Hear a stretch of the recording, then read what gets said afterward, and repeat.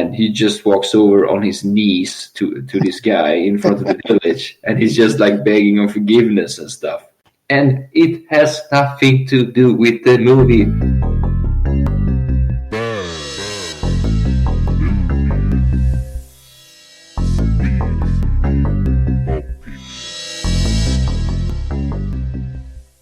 Hi, and welcome to a new episode of Bad Movies and Swedish Opinions. The movie of today is called Crocodile Fury, and it was released in 1988. The director's name is Godfrey Ho, and the writer is also Godfrey Ho, but Dickson wrote the dialogue. And Godfrey Ho also made Robo Vampire, movie we watched before here. How similar are they, these two movies? Very similar. Robo Vampire didn't have any crocodiles, but it has a lot of similarities still. Yeah. So can you see him having a way of creating his movies?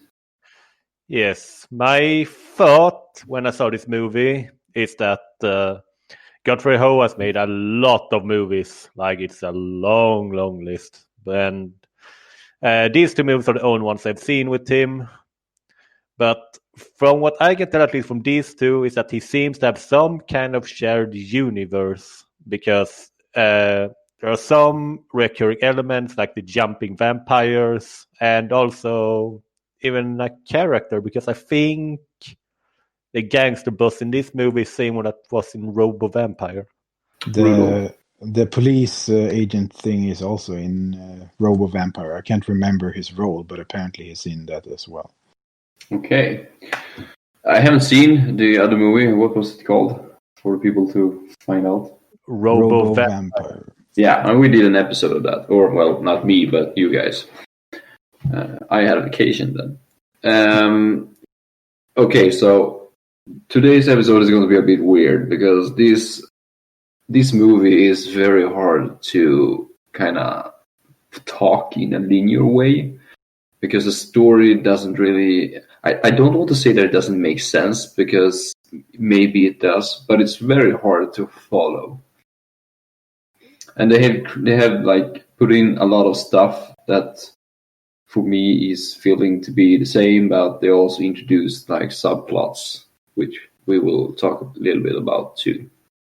So there's a lot of things to follow here, and the movie is only 1.5 hours long. So there's like 4 things going on at the same time that you need to keep track on. And there is like character after character after character. And I'm not going to be that guy, but they kind of look similar too. So it's hard to like distinguish them too. And also, it's a dubbed movie, so everyone has the same voice. That doesn't make it easier. And we can like right off the bat say that the acting sucks, the dialogue sucks, the voice acting sucks, the situations that they end up in sucks. I'm pretty sure that it's not even worth talking about in that sense because it's so obviously bad. This is, by every meaning of the word, a B movie. Yeah, is it Bollywood? I mean, it felt like Bollywood. It feels like it, but I'm actually not sure. I mean, it's a Chinese movie, so I don't know. It is? I think so. Oh, okay. Wait, so let's try to jump into the movie here. And first of all, if possible, Ruben, can you describe what is this movie about? Well, it's about people who got turned into crocodiles, and they are attacking a village. They're attacking a village for some reason. It doesn't really say why they attack that specific village all the time, but they do. Yeah, and I mean, I think this is one of those things, where someone wants to dominate the world without any specific reason. Like, why not? Yeah, but why just keep attacking that same village over and over? I mean, they feel pretty stupid. Maybe they live right next to it. Yeah, but if you want to rule the world, conquer the world, you can't even conquer this tiny little village. Evidently, because you have to attack it over and over. Yeah, they only have one crocodile, and he can only do as much. Yeah, they have a few crocodiles that they Yeah, send but out. you only see one in action all the time. Yeah, it's only one at a time, but still. They couldn't afford more costumes. those high quality costumes. Paper mache or whatever it's called. Yeah. I don't even know if it's is one of the scenes even a robotic creature, or is it just a No. guy in a costume? I think they're all guys in costumes. I think so too. They have like a little thing they pull on to make the mouth open and stuff. It's really bad. Okay, so we establish that there is, should we call it an invasion or just an attack? We call it an attack. It's an attack on a village. And who is the deciders, the chiefs, the boss over this crocodile or crocodiles, Adam? His name is Cooper. He's like the crocodile kingpin. So, Yeah, the master of the seas. Yeah, is master of the seas. That's his title. Oh yeah, that's also worth pointing out that apparently this world is called Sea World. Are they seamen then? Maybe it's never specified. Right. So this Cooper guy is sending crocodiles to this village and attacking them. They can also transform themselves into human form, so they can blend in. But they are not the only villains in this movie. We have a second part, and her name is called Monica, and she is also a master, isn't she, Adam? Yeah, but she's a master of vampires. Exactly. And they are the same jumping vampires that were like the main bad guys in Robo Vampire. Yeah, and now we have talked about two places here. We have one part that is the crocodiles. We have a second part that is the vampires. And she is controlling them by doing these weird sounds and weird hand gestures. It's really bad. And yeah, I mean, it was so cringe the whole time she was doing it, and she does it a lot. Either way, yeah, sorry. No.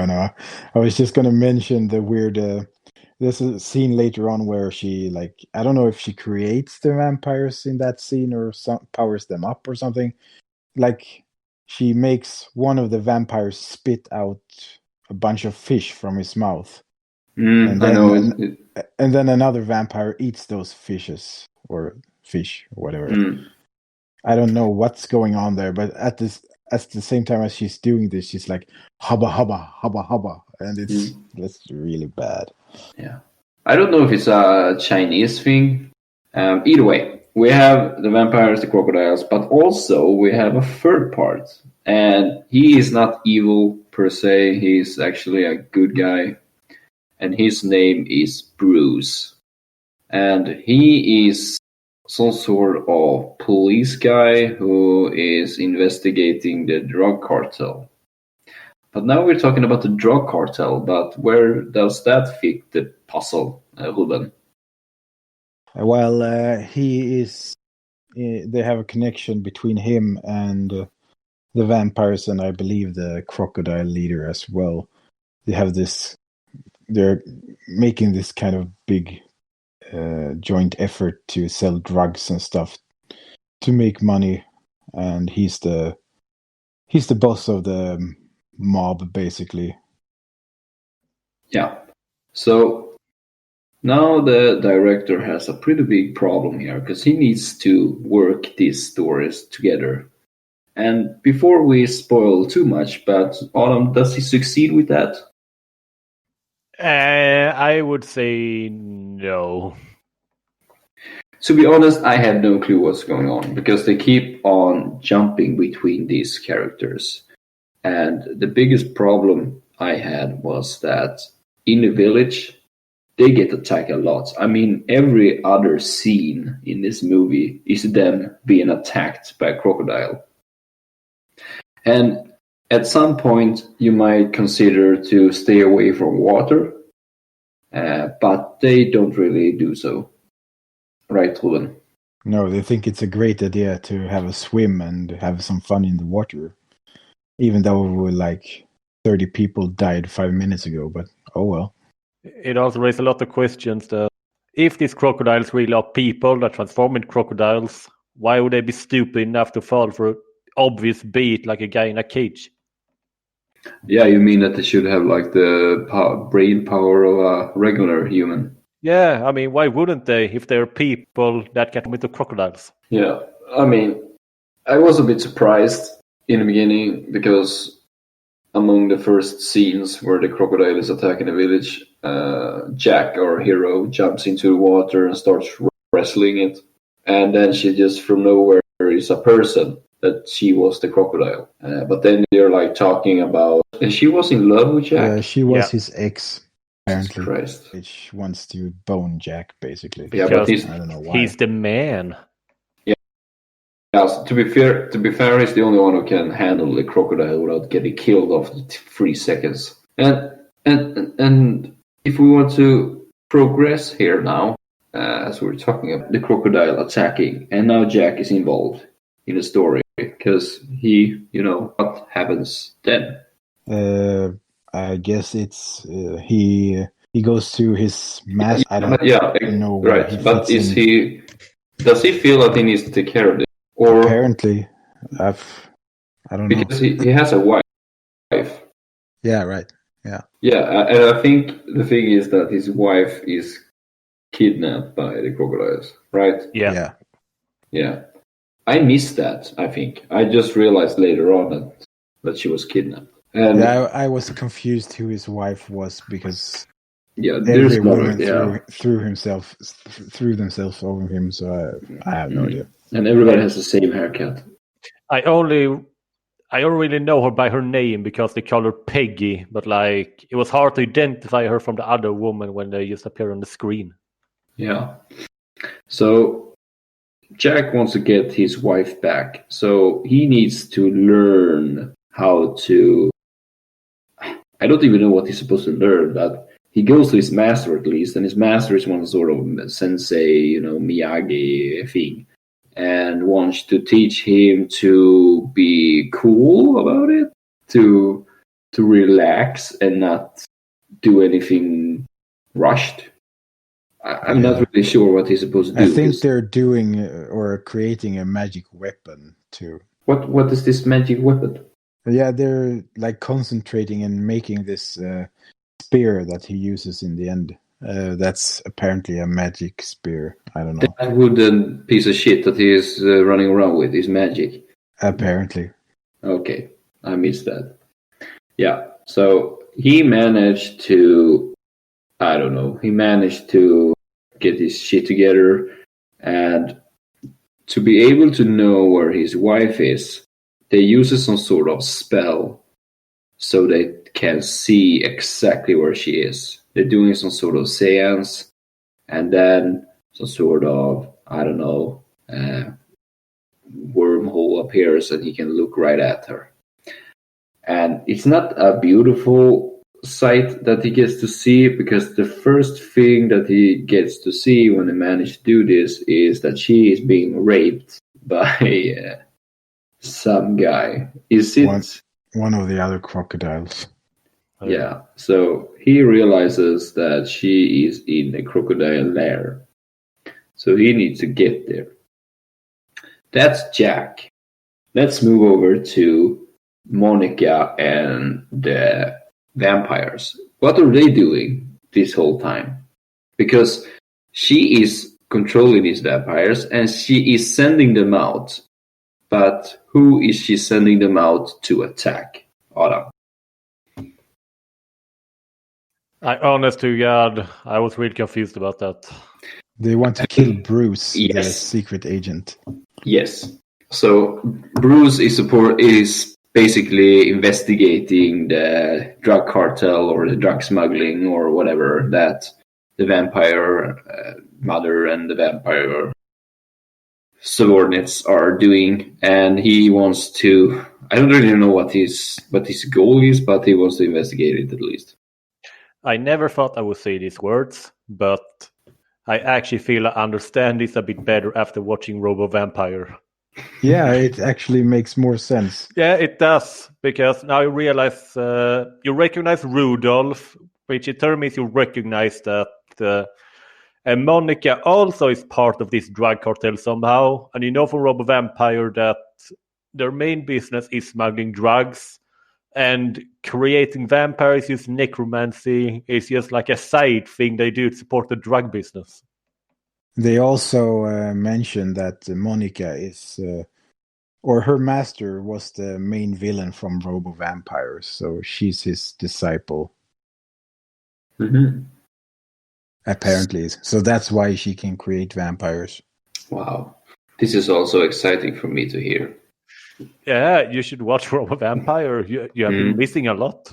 Yeah, I'm going to listen to the episode and stuff on this broadcast. Save me some time.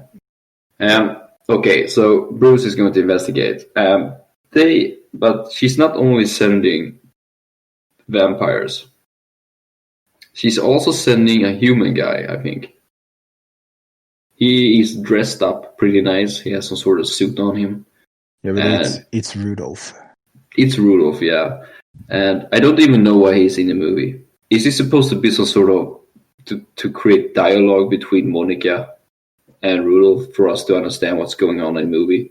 He plays exactly the same role in this movie as he did in Robo Vampire, because then Monica's master was in Robo Vampire, and he was like this magician creating vampires, and Rudolph was like by his side all the time just to create dialogue, in the same way that he's by Monica's side all the time just to create dialogue.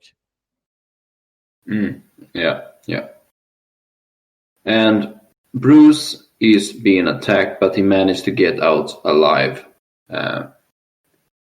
I don't know if I should mention this, but there is a skull also chasing them.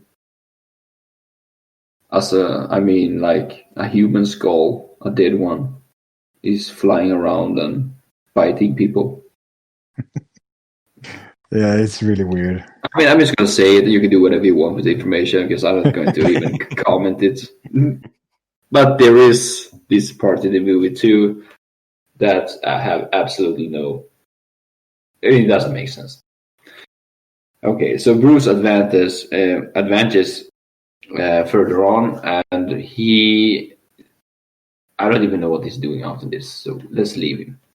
So let's go to the Crocodile. What are the crocodiles doing at this point? Because they have kidnapped Jack's wife, and they are in the lair, and Ruben, what are they doing? Two of them are planning to overthrow Cooper, the main leader of the crocodiles, because they want to rule the world themselves, I guess. So they have a bit of a struggle, and then they talk to the master or Cooper, and he actually transforms one of the small crocodiles into a human, so he can do it both ways, apparently. Not just humans into crocodiles, but crocodiles into humans as well. Yeah, and one thing I noticed about that scene is this is actually a real crocodile. Yeah, the only one in the movie. The only one that's actually real, who's not a doll or anything. It's also a really small one. Do you think they bought it, borrowed it, or did they capture it themselves? Oh, they stole it, guaranteed. Oh, okay. So let's put these gangs together here now, if it's possible. So Jack is on his way to find where the people are, and he ends up in a sort of waterfall on a bridge with his magic weapon, as you said, Ruben. Mm-hmm. And what is he doing there exactly? He is splitting the ocean like Moses. And apparently that leads him to the crocodile lair. Yeah. Maybe he was able to do so because of the weapon then. Maybe. I have no idea. Yeah, so maybe that was like the plot device for him. And he managed to get inside of the lair, and he starts to fight Connor, or one of his friends. Yeah, he fights a few of the crocodile people, apparently. And they tell him that his wife is dead. Yep. Yeah, and he doesn't believe them. And apparently she isn't, so... No. Do you know what he says here? I don't remember. It's so dumb, because he says, I saw you raping my wife. And he said, no, I didn't rape her. I mean, I took my liberties, but I didn't rape her. It's like, No, okay, that's better. That was the other crocodile. That was the crocodile that turned into a human that he talked to. It wasn't him that raped. Yeah, I mean, it's same but different. I just thought that was such a stupid line. I mean, I can imagine people just thinking that that's better. Okay, I was about to, but I didn't. I mean, I managed to cup a feel, but that's it. That's not that bad. And now she's dead. It's so strange. Jack goes on a rampage and kills 2 of the crocodile people, apparently. And then he just ends up back at the village and he says, I killed all of the crocodile people. But we never get to see that he kills all of them, so I don't know. Yeah, no. They might be a Crocodile Fury 2 where the leftovers attack. Might be. I haven't checked, actually. No, please don't. Either way, this I didn't get. Because there is a crocodile coming, by the way. And the crocodile is carrying someone. Who is he carrying on? Peggy. Yeah, Jack's wife. Yeah. But who was this crocodile? If he killed them all, as he say. Yeah, it was his ex Maria's sister, I think. Because she didn't want to kill anymore, so she freed her and took her back to the village. Convenient. Yeah. And here's a dub scene. After they reunite, there is another girl who is pissed about that. So she's like, oh, damn it, Peggy's alive. I wish she were dead, so I can have Jack instead. What a bitch. I don't know if it's Jack's sensei master or whatever that tells her to fuck off, but it's so strange. She behaves like she's 9-year-old or something. Yeah. And then it just ends. It's a final scene between Bruce and Monica and whatever. Yeah, Monica and Rudolph. So Monica wants to get rid of Bruce one and for all, so she sends all that she have and also herself. And when she arrives, Bruce obviously managed to kill them both with, I don't know, he throws around some bombs or whatever. I don't really see what it is, but he does something like that, and they die. And no, she doesn't die, because do you know what they do to her? I recall this bizarre thing where something shoots out of her belly, and then they arrest her. Exactly, they arrest her. I mean, she can disappear from nothing to anywhere in the world. Why would that even matter? And also, she's supposed to be this witch using powerful magic. And how does she attack him? She begins to claw at him with her nails. Yeah, to be fair, that's how women fight. Yes, but not very impressive. No. Either way, Bruce managed to get rid of them and arrests Monica. And now the vampires are dead, the crocodiles are dead, and what is left? Nothing. I think we're done. Yeah. Okay, so we're done with the movie. That's awesome. I mean, there's a lot of weird stuff going on in this movie. Is there anything in particular that you want to mention too? Because, I mean, I had one. Okay, go. Yeah, go ahead. Yeah, it's just this weird scene where there is some guy who kind of, says that he can control the crocodiles, and so he calls on a crocodile, and this is the most obvious guy in a costume I have ever seen in a movie ever. And he just walks over on his knees to this guy in front of the village, and he's just like begging on forgiveness and stuff. And it has nothing to do with the movie. Why bring this in? Why not just focus on goddamn Jack and his wife? It was the same in Robo Vampires. It seemed this director has a talent for introducing subplots that you think might matter, but then in the end turns out that they don't matter at all. Yeah. And that might be a choice for him, and maybe that's something that I don't understand then. But for me, it's just weird, and I can't follow the story, and I don't want to invest in something that I know doesn't matter. No. And also, I just made an observation. Do you know how many movies this guy made in the year 1988, the year this movie was released? It was a lot. 25. You guess, Ulbe, how many do you think? 30.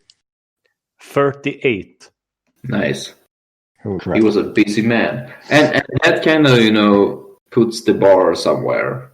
It can be high, it can be low. I'm guessing low. Because there's no way in hell that you can be able to write that many stories in a year and also film and turn it into a movie and do it well. So I don't think that he's some sort of weird genius where he can create a new kind of genre where subplots are introduced and nothing is happening afterwards and people are just fine with that. I just think that his way of making movies is convenient for him, that he can just do whatever he wants, and people that like this kind of stuff will just eat it up. Yeah, I wonder who he makes these movies for and how he can afford to do these movies one after another. I mean, he maybe he's doing well with this movie. I mean, if I were to make 38 movies and bring in some cash on them, I probably would continue doing so. Sure. Yeah, next we should watch other movie, Scorpion Thunderbolt. Yeah, maybe. No, I have read a bit online about this movie, and people are pretty happy about it. I mean, people usually like this movie, and I think it's because of its randomness and it's really weird and people are high and stuff. But it doesn't work for me at all. I just find this. I didn't even laugh once. I should perhaps in some scenes because it looks so weird. But no, I didn't even laugh once. I just thought it to be annoying.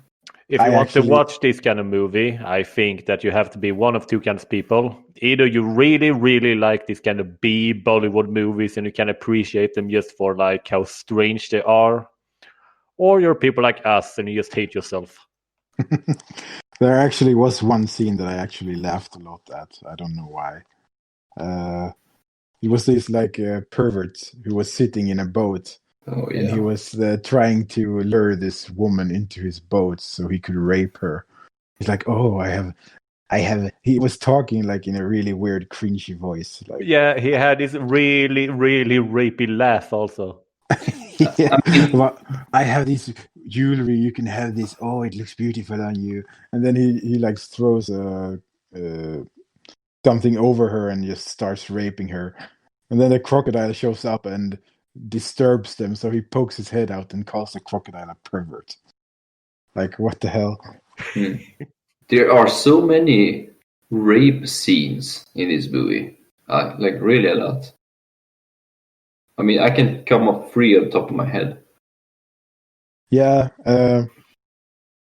I also thought about that, but you can listen more to that when we take my alternative titles later on. It's not really something I expected from a movie that's supposed to be about crocodiles and vampires. No. No, like what? And this means that he has so much going on in this movie, and there's still no story. There is no story in this movie. It's just stuff happening. And if you like to watch movies where stuff is just happening without any linear order or storytelling, then this movie is for you, 100%. But for you other guys, you can watch something else. Listen to this and never watch it. Yeah. Let's do the alternative titles. Sure. I have 3, just as last time. But explain the concept a bit. Just a little bit. I just thought about last time we reviewed a movie. I was kind of bored of the movie, so I figured out 3 alternative titles for the movie. Just because the silence didn't really fit, so I just thought about something else, and it was kind of fun. I just thought of 3 more, so we'll just see what you guys think, if they're good or not. Yeah, bring it, Brittany. Yeah. Okay, so the first one is Jack, What Every Woman Wants. Yeah. But yeah, sure. And then the second one was A Village Full of Jar Jar Binks, because they basically act like Jar Jar Binks, all of them, and it's really annoying. And yeah, sure, why not? And the last one, which I thought was the most fitting, is Crocodile Rape Party. Yeah, that is basically it. It would prepare us a bit more for what's to come.